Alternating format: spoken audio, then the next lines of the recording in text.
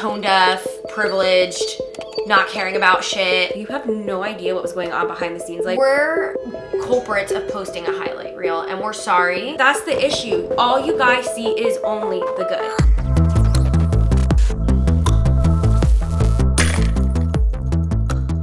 Influencer problems. Hey guys, I'm Nikki. And I'm Gabby. If you guys didn't know that, we say it in every video. But today we really want to talk about something that we're asked about by family, friends, you guys.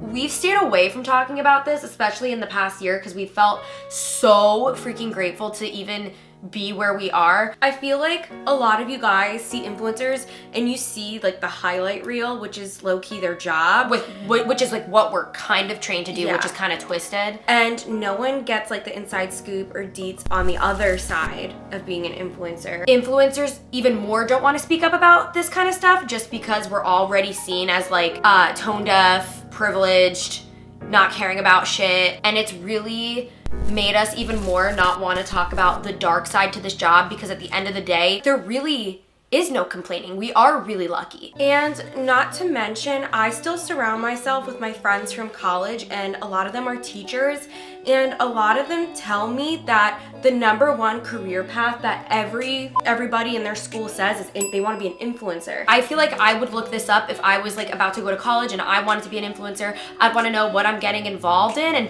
what it really is like, because you know, from the outside looking in, it really is a highlight reel. So that's what this video is about. We're gonna talk about the dark side, because you know, there is plenty of good that you all know that comes with the job, so we're not even gonna touch on that. We're just gonna touch on the real tea. So there's gonna be different segments to this video. We'll put all the time codes in the description box if you wanna skip around, or if you wanna sit back, relax, have your coffee, and hear what we have to say and sit through the whole thing, that'd be great. Okay, so topic 1. Loneliness. And the lifestyle that no one can relate to. This topic is the side nobody wants you to know that's going on behind the Instagram profile. I feel like a lot of the times we dissociate from our lonely realities and put together this curated feed to distract from the fact we probably have shitty personal lives.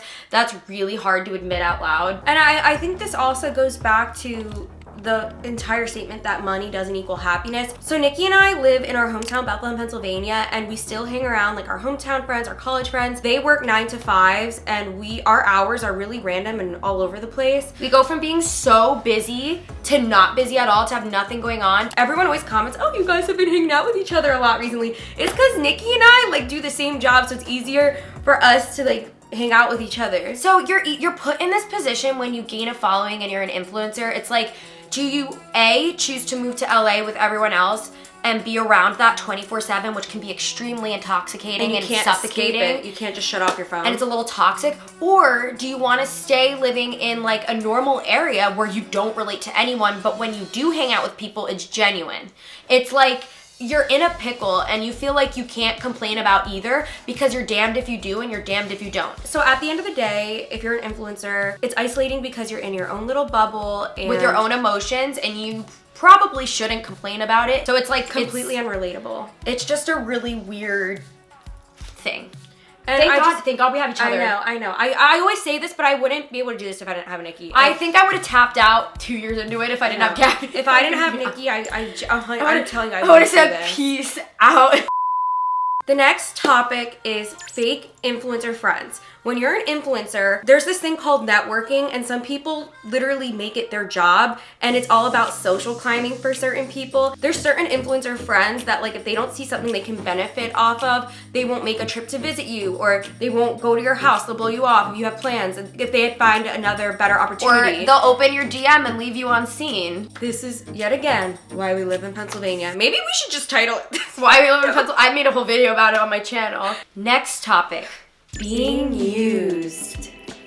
Being used. I seriously could have made a whole video on this in 2018. I find myself getting used. This is so hard to talk about because it's like so real. A lot of people financially like I don't know how to word this, but how do we word this? Nikki and I genuinely do have big hearts. Like, if we love you, we have no problem helping we buy you you out. flights. We pay for people's Rents. dinners. You're in a group of people, right? You love all these people. You're the one that is lucky enough to have money. If you love these people and you want to enjoy an experience, you just do it. You pay for people. Like, that's just, I feel like it's how we were raised. It's manners. If you're the one person in a group that can afford all this and people are struggling, you're just gonna be the one, no question, you lay the money down. That has gotten us into some shit to the point where we've had to have friends tell us, just so you know, this person's using you, because we didn't almost see it for ourselves. People literally have to pull us aside and they're like, this person's using you. They talk so much shit on you and yet you pay X, Y, and Z for them. This is such a real thing to the point where like I'm even a little uncomfortable I'm right like now. sweating. All right, the next topic is social anxiety that comes with being an influencer and being recognized in public. See, at first, I was like, if you're an influencer, you like attention, okay? I'm just gonna put it But that's your side of it. It's my social anxiety so bad that I skip my local Starbucks that you walk in, there's no drive-thru. I drive extra far so I can sit in a drive-thru and not show my face. I mean, I do that too. Because we live in a smaller place, people definitely recognize us. And sometimes, like, I am just hungover, I got a swollen face. One time I was like on the phone hysterically crying in my car and there were people banging on my window trying to take a picture with me. Back in the day, there was TMZ. You saw a news reporter that was gonna report bad news on you and you knew to avoid them. Nowadays, we live in a generation where everyone has a phone and anyone can record you at any moment, whether you're in a bad mood, you're fighting with your boyfriend, but it's to the point where I literally only online shop. I can't grocery shop. I only order food online. I don't think I leave my apartment. I don't go anywhere without Colin. Like, I never am by myself anywhere. Except in the car. Yeah. All right, the next topic is the demand for constant content. And the reason why this is a dark side is because there's also anxiety behind posting. Sometimes we post things just to post things to keep content going up so you guys are satisfied. We don't want people to be like, oh, I haven't seen or heard from this person in a long time.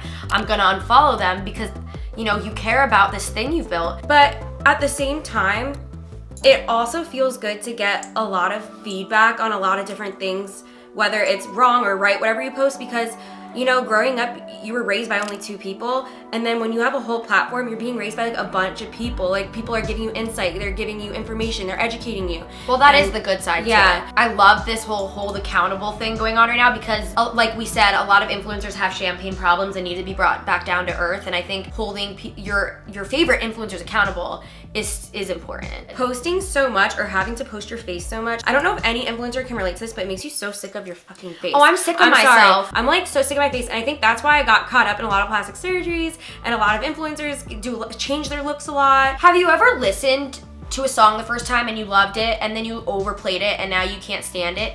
That's what happens to your face.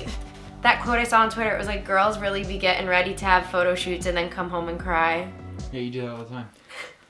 The tea has been spilled. The same situation happens with vlogs. There are so many vlogs on my vlog channel that you have no idea what was going on behind the scenes. Like, there was one vlog that did really, really well, and I remember me and Colin were just not in a good place. You guys would have no idea. The next topic, we're gonna talk about numbers and how they're associated with your self-worth. When you're in grade school, you get a report card. They personally give it to you so you can look at your own progress, and that's your personal information to know. There's a reason that report cards are given to you and you only, and they're not posted on a bulletin board. And this is the way I talk about how influencers look at numbers. Other influencers, other creators, other talent look at numbers as equated to how successful someone is or their self-worth and how relevant they are. I feel like we've almost been trained to numb ourselves to numbers because at one point we cared so much and we were so depressed. And I'm gonna speak on this just from my behalf. I had fallen into the trap of not posting things that I wanted to post, but posting what did well and what other people wanted to click on. And I was probably the most miserable I had ever been in my entire life. You know, a couple months ago, I was just like, you know what? I don't care if I start from ground zero. Like, I'm just posting whatever makes me happy. So the last topic we have is the pressure of being a role model, and I think this is such an important one. We all struggle to find ourselves and learn how to love ourselves, and I think that's really hard to do when people are putting these standards on you that you didn't even make for yourself, and they're like, you need to do this, you need to say this, you can't act this way, you shouldn't be dressing this way. And I think that was really detrimental to getting an audience during our early 20s. I think that fucked with us when we were 21, 22. I was probably the worst version human Gabby possible. We just knew how to make our bedrooms look cute and how to be entertaining in 5-minute long videos. We didn't know. I think the person that like started out, to me, I don't look at my past self and I'm like, oh, I liked her. Like I really don't connect to who I was. Don't connect. But we're not kids anymore. Like, we're grown-ass adults, and I think a part of becoming an adult is setting your own boundaries, knowing yourself, and making decisions for yourself. And sometimes people are gonna agree with it, and sometimes they're not. People will come at you and say, well, you're a role model, you're supposed to be doing this. But I think a part of being an adult influencer is you have to realize, where does my inner peace come in at? It took me to being 25 years old during a pandemic to come out of the closet when I knew this thing about me since 2016, 2015. I was scared I would ruin brand deals and stuff. I was scared when I would go to the bars and hook up with girls that shit would get leaked of that. Shut up. Nikki brought home. No, we're bleeping out. We're bleeping. Bleep, bleep, bleep. I feel like Gabby was also going through her rebellious party phase, experimenting with alcohol and hothead and weed. You were experimenting. You were in college. A lot of college kids do that. That's not taboo. And I remember they would be exposing Gabby pages, like reposting your normal college pictures. Yeah. And like cigarettes. But see, that was stressing me out. And I would text her and be like, how could you let someone post you doing this? You're gonna ruin everything. Yeah. It's so crazy. It stressed me out. I felt like I had to police/mom Gabby when she was just trying to be a college kid. What's really crazy is now that time period is nostalgic and people talk about it as the perfect YouTuber lifestyle saturated era. And what's crazy is like, we thought we had to put up this image to be a role model when in reality it probably made people feel bad about themselves and how they probably felt bad if they wanted to live like a normal college life and drink. You know what I mean? I love that relatability is the thing right now. I hope it stays that way forever. So I feel like this is a really good just segue into the conclusion of this video and like the direction we want with this channel and our brand we are the faces of. It's so weird now putting us back into the equation since we talked about it from a third party perspective. Moving forward, I really want to make more content like this. There's times where me and Gabby are trying to come up with video ideas and we're like, do you want to play it safe this week? Do you want to play it safe this week? Surface level, surface level. Or you want to get deep. Not that we're not real in our videos, but there's definitely like easier videos to upload, like a shopping challenge versus a sitting here be literally opening up to you, and because you're starting a conversation. You guys are going to be very opinionated. It's scary, but I think this is why we fell in love with what we do. Like, we didn't have that voice in high school. We were too scared to be ourselves, so we were ourselves through a camera, and we created this connection with you guys, and we always want to keep that going. Yeah, we really miss sitting down and talking to you guys, like sister, friend, just like cameras your eyes. Like, sit down videos are the best. I'm like one of those people that literally lives for a good sit down video. And guys, comment down below. Me and Gabby have been dancing around the topic of doing a podcast or doing our own thing like this on our channel where we do segments and stuff. Like a podcast video style? Yeah. Hopefully I didn't talk over Gabby too much because I know that was a really, really big problem back in the day when we do sit down videos. And hopefully I didn't say something stupid. And we just want to let you guys know that we're culprits of posting a highlight reel, and we're sorry if we've ever made you guys feel like we never want you guys to think that your life is any less than what it is, ours, or what we post. It's kind of just this really dark cycle that we're trying to figure out. I know, because I even compare myself to people online, so I can't imagine like standing as a viewer comparing. So I just want to let you guys know it's just not what it seems no matter what you see online. You're so special. And your life is special.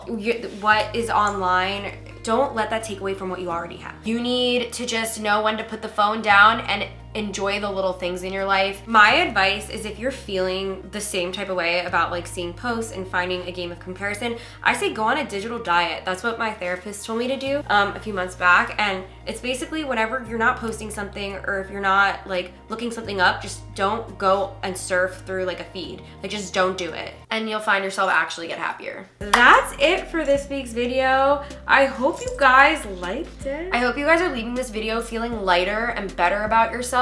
And go hug the people that you love. No, that's corny. No, it's true. What I meant is go focus on your real life, the people that are actually there. Relationships matter so much more than these little facade images. So with that being said, we love you guys. I love you.